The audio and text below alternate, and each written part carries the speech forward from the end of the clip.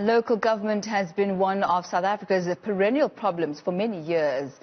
Several municipalities face operational as well as financial challenges, prompting the need to place some of them under administration. In his recent supplementary budget speech, the Finance Minister, Tito Mboweni, allocated billions to municipalities. Will we now see better service delivery as a result? Do our municipalities have the capacity to efficiently use these funds? Joining us to talk about this is Dr. Dirk Brand, a senior lecturer at the University of Stellenbosch School of Public Leadership. A very good afternoon to you, Doc, and thank you for your time this afternoon. Now, good afternoon, Thami. Before the COVID-19 pandemic, we are all quite aware that our municipalities had different challenges, ranging from governance to corruption and other times issues relating to the collection of rates. How has this pandemic specifically impacted the work as well as the state of municipalities? Well, I think it's clear that the pandemic has increased the problems for many of the worst performing municipalities, unfortunately. And even the well-performing municipalities have additional duties to take care of. This pandemic is a very unusual situation that nobody could plan for. And it is up to each and every municipality to think in new ways in dealing with this situation. Now, when we look at the recent audit report that was released by the municipalities, dismal once again, but perhaps putting it in context, what is the bigger story that it says, not just this one, but traditionally, what does it say about the running of the municipalities? What does it say about systems being put in place? What does it say about the running and the structures of local governance? Well, if you look at the current or the latest report from the Auditor General, it is in a sense very similar to the previous few years' reports in the way that it gives a picture of municipalities failing and not adhering to the recommendations of the AG.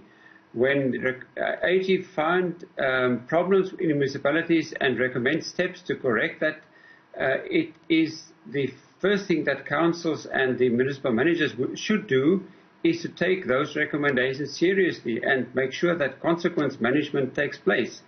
To correct the problems, the systemic problems, but also the problems of fraud and corruption, making sure that people that contravene the legislation or the law gets before the courts, and correct the systemic problems within municipalities. Capacity is a separate issue, and making sure that you have the right people for the right jobs, well-qualified people, and that's something which municipalities need to take care of continuously. It's not an easy thing that you fix overnight. You have to look after your staff continuously in looking at the capacity. You've mentioned, Doc, two key aspects, and I'd like to look at those separately. The first one is the issue of capacity. How do you ensure that you have the right individuals with the requisite experience as well as the political and social will to implement the policy of government within those structures? Let's start with that one first.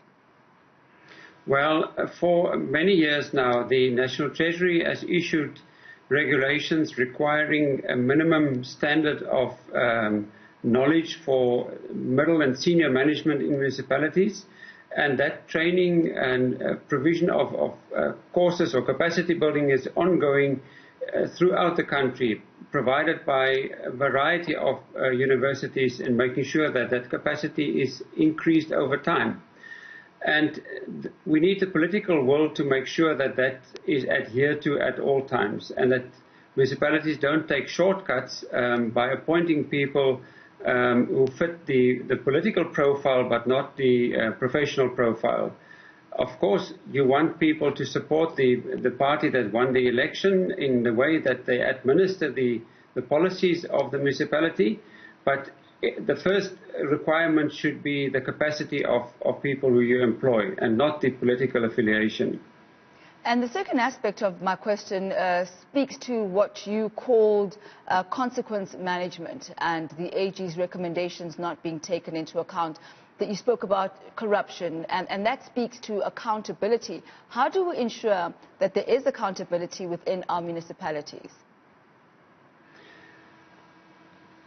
About 2 years ago, there was an amendment to the Public Audit Act to assist the Auditor General in making sure that when it makes recommendations, that there's consequences to that recommendation. So now they can follow that up in the discussions with the municipalities and taking matters to the police or to the Hawks to investigate and making sure that cases are brought before the courts.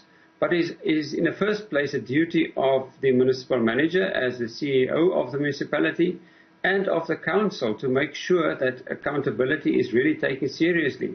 It is a cornerstone of our constitution, and if you don't adhere to that, you're neglecting the requirements of the constitution. In the supplementary budget presented by the Minister of Finance a few days ago, he allocated over 20 billion rand to municipalities. In your view, how do you believe these funds should be allocated? How do you believe they should be dispersed? And what would you say are the top areas of concern that this budget should go to? Some of it, of those extra funds have been allocated specifically for water and sanitation, which one can understand is part of the fight against COVID-19. But some of it is purely an increase in the equitable share to municipalities, which they can then use in terms of their own priorities and needs. It is definitely important that municipalities now look not only at alleviating the immediate crisis, but also to the future, making sure that there's money set aside also for the economic recovery. One cannot remain in a survival mode and not look forward to a recovery situation. You will have to deal with both at the same time, and that's not easy. It's a complex issue, but they will have to do that.